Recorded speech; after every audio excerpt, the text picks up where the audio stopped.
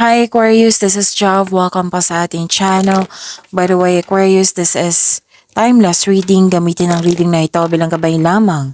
Kung naka-resonate kayo, comment down. Tandaan ito ay channel reading po. Kunin nyo lang po kung ano ang naka-resonate sa iyo. This is for you, Aquarius.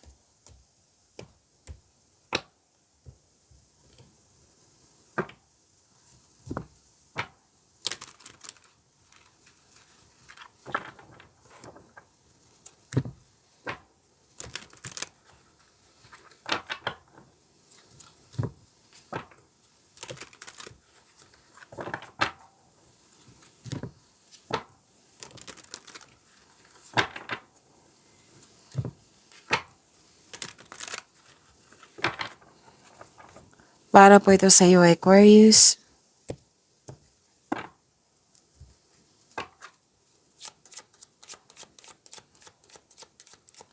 Maraming salamat po sa inyong patuloy na suporta, sa mga nag-donate, sa mga hindi nag-skip ng ads, maraming salamat po. Sa mga hindi pa nag-subscribe, subscribe na po kayo at click bell notification para malaman nyo na may bago tayong video. Para sa mga gusto magpa-reading, comment po kayo ng personal reading. Again, comment kayo ng personal reading and check my reply sa comment section.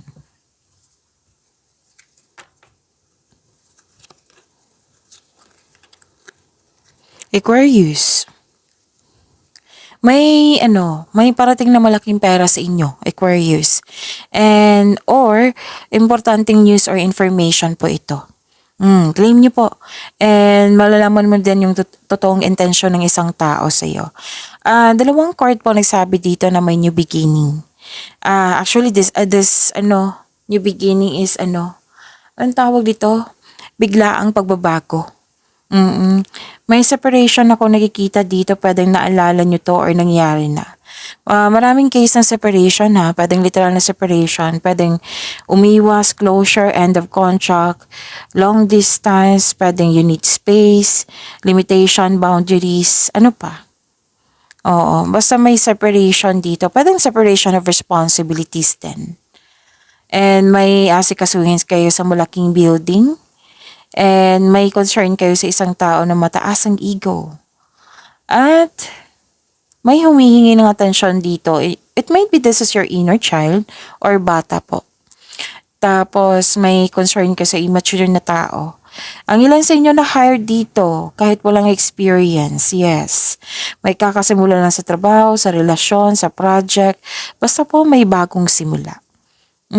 So far maganda. Claim niyo po, Aquarius.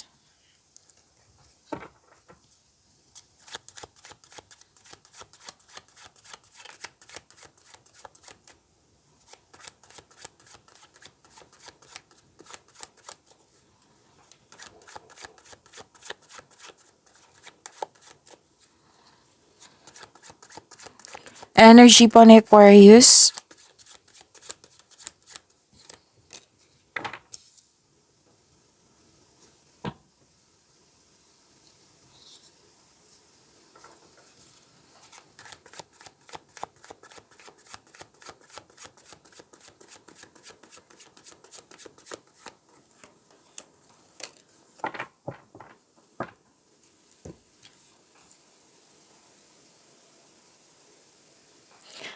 Kung may napansin kayo ng repeating message, yan po yung pinupush ng cards nyo po. Like for example, nanood kayo sa inyong monthly Kabay Tarot reading, first half of the month of September, weekly Kabay Tarot reading at dito din. At may napansin kayo ng repeating message, yan po yung pinupush ng cards nyo na kailangan nyo bigyan ng atensyon, solusyon at aksyon kung maaari po. So na yung energy ni Aquarius.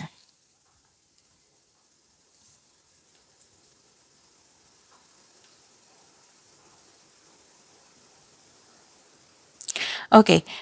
Balanse. Oo, nagkaroon ng stability or di kaya nagbabalanse kayo para magkaroon ng stability. Oo. Nagkaroon ng pagkakaisa din.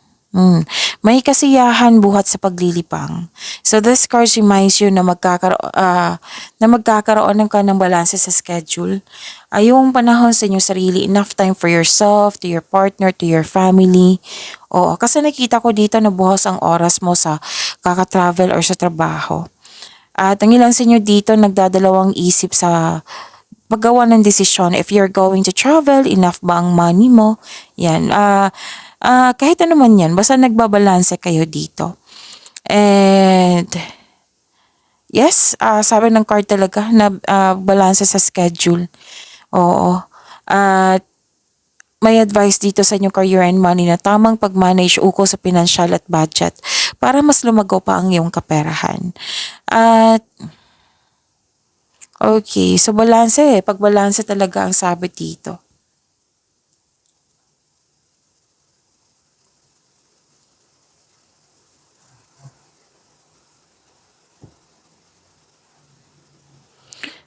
Okay, pwedeng nangyari nito sa nakaraan na naalala mo ngayon. Oo, pwedeng mangyayari din ngayon na sana'y ma-overcome nyo. Kasi may nakikita ko dito ang loss of connection or loss of things or loss of opportunity. Kasi may nasabi dito na bakit hindi ako nag-ingat? May ganyan akong nakikita. Oo. Anong tawag nito? Lalo na to sa ano? Anong tawag nito? Yun nga, iwas na lang po ha. Iwas na lang po sa too much thinking, overthinking. Sana yung maiwasan nyo yan. Sana yung ma-overcome nyo yan. Kasi nakikita ko dito na sabi ng card na iwasan nyo sanang ma-stress. Okay? Iwasan nyo sana. And oh yes, may nakita kong realization. Bakit hindi ako nag-ingat? Sana nag-ingat ako. Oh, pwede din hindi ka nag-ingat. Pwedeng opportunity. Like for example lang po ito para maintindihan nyo. May dumating na opportunity na tinanggap mo agad na hindi pinag-isipan kung karapat dapat ba. Tapos ngayon, nagsisisi ka kasi hindi ka naging handa. So, kailangan kasi, before mong tanggapin yan, kailangan magkaroon ng konkretong plano para handang-handa ka. Oo, may courage ka na matapos mo ito. Yan. Example lang po iyan. Pwedeng sa sitwasyon to, pwedeng sa isang tao or sa isang bagay. Kasi may nakita rin akong pera dito may involved sa pera. Okay? So, sabi ng card dito, this card asks you to believe in yourself. Mag-isip po ng positibo, oo. Think positive na makabangon ka and have faith na divine can lift you out of any period of loss. Magtiwala po sa inyong sarili. Lalo na sa inyong sarili po, magtiwala po. And kailangan ng forgiveness dito para magkaroon ng moving forward. Kasi nakita ko dito, naubusan ka ng pag-asa. It might be dumaan ka sa toxicity. It might be yung hindi pag-iingat nga. Oo, so give up your worries, sabi ng yung card. Kailangan mo magtiwala. Have faith in the universe and magtiwala din sa inyong boses, magtiwala sa inyong sarili. Makinig din sa inyong intuition. So this card asks you to believe in yourself. Magtiwala sa kung ano ang darating. Kahit hindi ka comfortable sa ngayon, oo, kung ano man yung gusto mong kunin, makukuha mo yan, sabi ng yung card. Kung ano man to.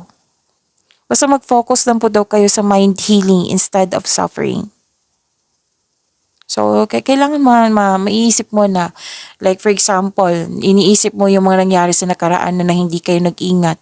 So, syempre, kailangan mo bigyan ng solusyon yan. Okay? Kasi every time na iisip mo to, nabibigatan ka. Pag-isipan mo, question yourself, deserve ko ba mag-suffer? Di ba? Hindi. Deserve nyo magkaroon ng healing. Question yourself para mabigyan mo siya ng sagot. Siyempre, into positivity. Okay? Kasi kung negative response, mabibigatan ka niyan. Like, for example, deserve ko mag-suffer ng ganito. So, you're confirming actually, mag-ingat talaga kayo sa mga salita. Remind ko lang, sa mga salita nahihirapan ako, hindi na siguro to hindi ko siguro maayos to. Kasi words is power. Confirming yan you're attracting, di ba? Usually sinasabi ko sa inyo na magkaroon ng positive affirmation kasi nakakabuti yan sa iyo. Let's say, magagawa ko to, magkakaroon din ng healing, matatapos din to at may matutunan ako at mas magkakaroon ako ng growth dito, may magkakaroon ng personal growth. Magiging successful ako. Yan. Kung pwede, recite mo yan. Kasi you're attracting confirming na mangyayari yan. Okay? And umiwas po daw kayo sa toxicity, kung pwede po. Okay? Kasi may nakita ko dito ang toxicity na nagpapahirap sa iyo. Pwedeng naalala to ha, or nangyari ngayon. So, focus and have faith. I-release mo yung negativity. Palitan mo ng positibo nang ma-motivate po kayo. Okay?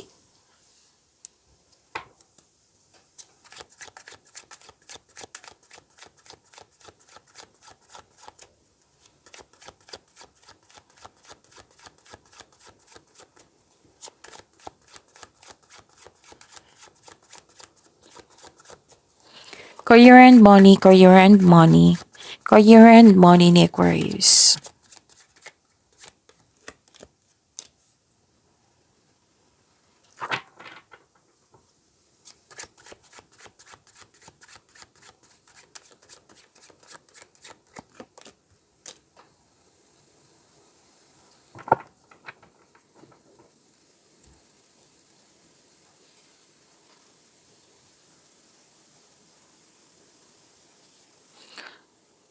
Okay.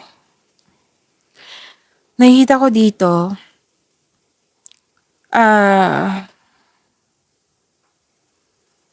pag-level up, oo. Nakikita ko dito, growth and expansion. Lahat ng signs gusto nito. Hope and healing, growth and expansion, yan yung mga gusto ng lahat ng signs. Oo, nasa iyo. Aquarius, growth and expansion. May collaboration na ako nakikita dito. Makikita mo na ang mga bunga na iyong pagsisikap. Ngunit maging mapagmasid. Kung may plano ka na, bigyan ng aksyon. Okay. Gagawin mo talaga to. Gumagawa ka ng aksyon dito para sa matagal mo ng plano for your growth. May posibilidad na maglakbay kayo, mag-travel, or ituloy mo lang yung plano mo para mag-abroad. Kung nasa abroad na kayo, may plano kayong umuwi at bumalik abroad. Or di kaya change, yung what I meant is hindi change, kundi lipat country.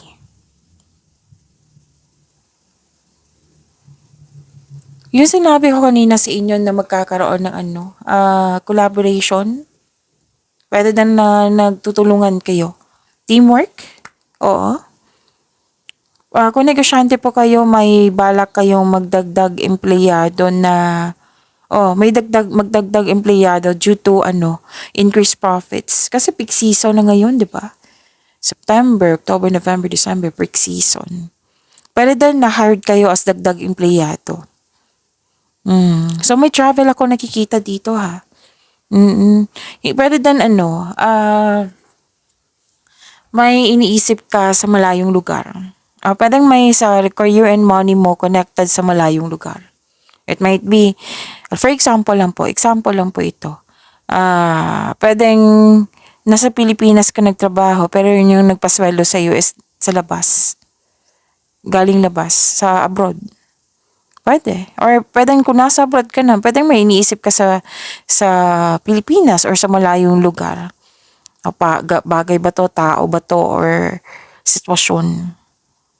Okay?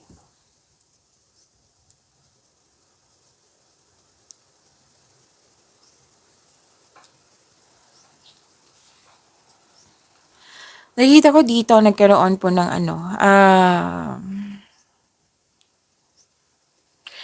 pwedeng may alok sa'yo, Aquarius, na pinag-isipan mo na mabuti kasi may nakita ko ditong alok na kailangan may piliin.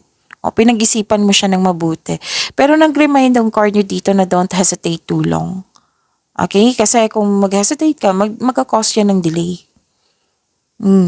It might be that is a schedule. Like for example, in-offer sa'yo na good for 7 days siya. Tapos 8 days ka dyan ka pa nag-decide, diba? Sayang naman. Oo. So pinag-isipan nyo to na mabuti kasi it might be this is a best decision. Gagawa ka ng best decision or best choice. Okay. Guarded kasi ng ilan sa inyo dito na gusto nyo yung napili nyo, yun yung the best. Yung hindi na umiiwas kayo sa pagkakamali.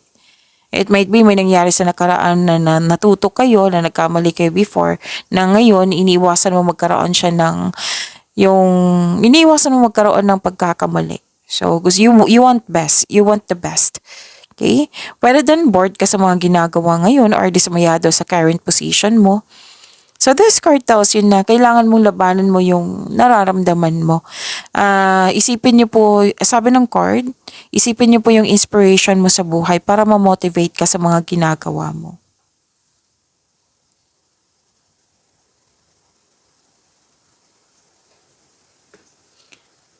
Okay, ma-overcome mo rin to eh. Kung may challenges dyan, ma-overcome niyo po ito. Sinabi ng card nyo dito na magkakaroon ka ng confidence. At the end of the day, magkakaroon ka ng confidence. Bibigyan mo ito ng aksyon. Haharapin mo ito. Oo. And you have a confidence and persistence in your career. So eager na eager ka dito eh na ma-achieve mo yung gusto mong makuha. Oo, kung yung gusto mong mangyari sa yung career and money, binigyan mo talaga siya ng action. Basta ang sabi ng card dito, don't give up or don't doubt your strength. Tama tong gagawin mo na harapin mo talaga yung mga challenges dyan, yung mga gawain dyan. And this is called resilience. At the end of the day, magkakaroon ka ng inner power, you're taking action with courage po, you're very confident. And alam mo yung gagawin mo kasi naka-align to sa passion mo. Mm-hmm.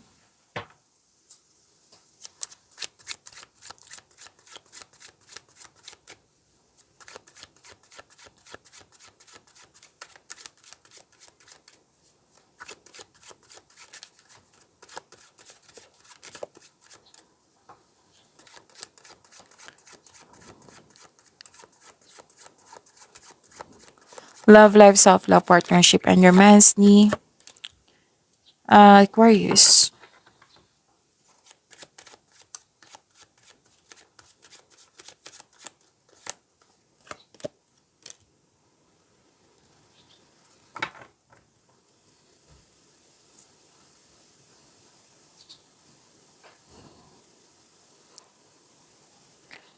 Okay. Ang ganda nito, Aquarius, kasi may growth, oh. May growth ako nakikita dito. And wealth. Wealth and generosity. Okay. Sa mga single dyan, may parating po na partner sa inyo na financial stable na at sobrang generous. Pwede din ikaw to kasi si Aquarius is very generous. Oo.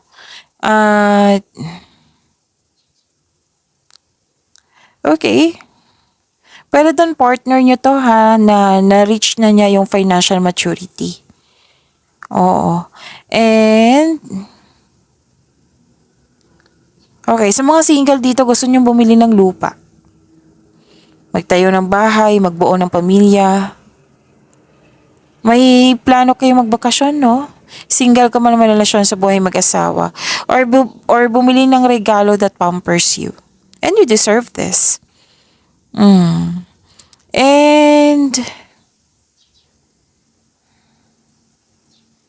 maasahan kayo sa buhay. Oo. Mahilig kayo magbigay ng tulong, Aquarius, lalo na sa pera. Nakikita ko dito.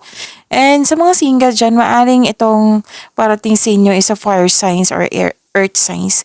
Fire signs is Aries, Leo, Sagittarius. Earth signs is Taurus, Virgo, and Capricorn. Pero dan ibang, anong tawag nito?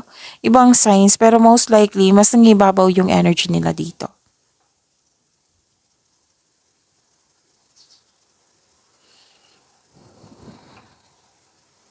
So, hope and healing to.